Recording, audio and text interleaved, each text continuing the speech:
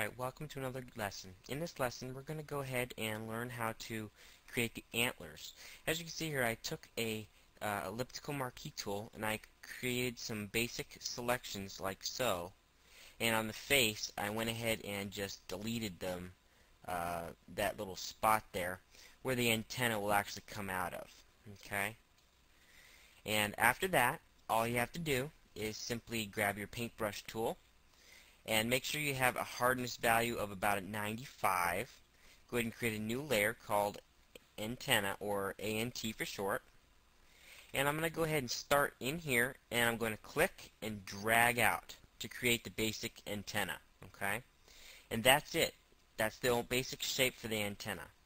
Now we're going to go ahead and create a duplicate of that, and we're going to call this ANT underscore top. And we're going to control click this layer. And on this layer, we're then going to go ahead and put our diameter from 15 down to about 5.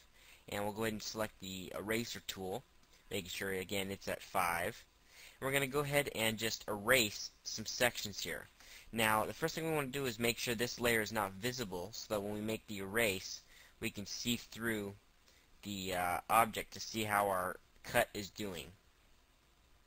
Okay? And as you can see there, that is a pretty nice effect. Now I'd like to go ahead and put this ant back on right here, and I'm going to go ahead and simply create a color overlay, and I'm going to go ahead and make this be orange, or actually I'll just make this be a green color along with the eyes. I think that'll look good.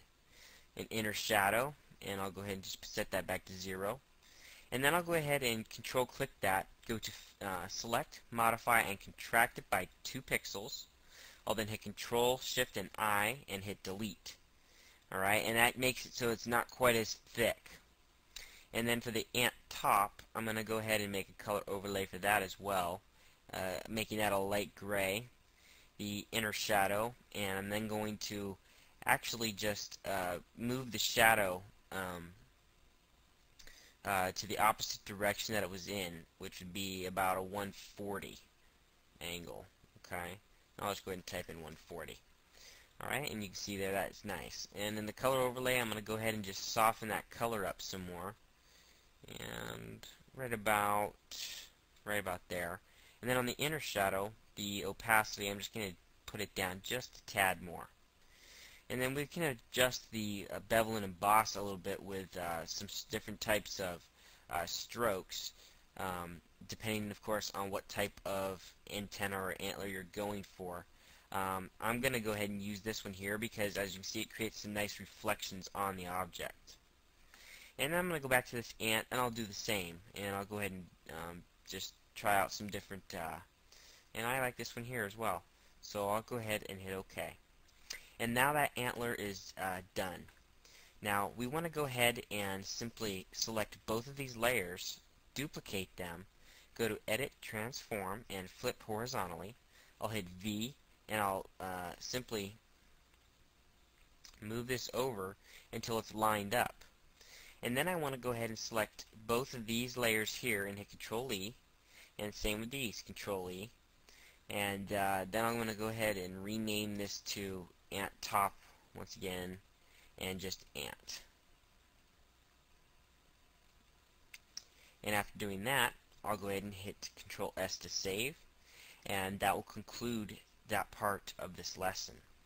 Now, for the next part, what we want to do is we want to create the effect as if this face here is sort of coming out a little bit more toward us. So, to do that, we're simply going to duplicate the layer, hit Control T, hold down Alt and Shift, and make this smaller, like so.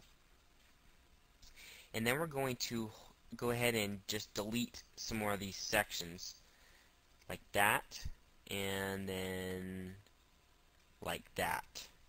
Alright, and then after doing that, we're then going to use the inner shadow, or actually, I'm sorry, the bevel and emboss, and we just want to get rid of some more of that depth, like that. Alright, and then I'm going to go ahead and simply delete this part here, and this part here. And actually, need to go over this way a bit. And there we go. And then I'm just going to get rid of the inner shadow completely, and I'll go ahead and set the opacity down a little bit. This is just to create the effect as if it's popping out a little bit more. Now we need to go back and use the nose slits, and we need to delete those out of this layer here.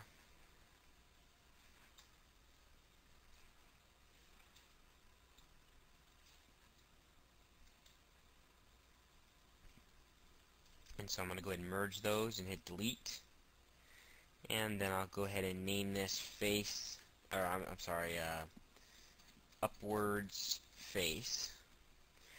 And then I'm going to go ahead and get rid of the extras. Don't need those on there right now. And I'm going to go ahead and use the nose slits, and I'm just going to reduce the size a little bit like that, and that looks pretty good. And so that's looking pretty good. I'm very happy with the result so far. I'm going to go ahead and conclude this entire lesson. I know it was shorter than the others. And in the next lesson we're going to come back and start doing the legs and the tusks here on the front. One last thing I'd like to do is just this move in this outer edge thickness a little bit, and we're going to need to go ahead and turn off snap for that, holding down Alt and to about right there. And that is it. I'll see you guys in the next lesson.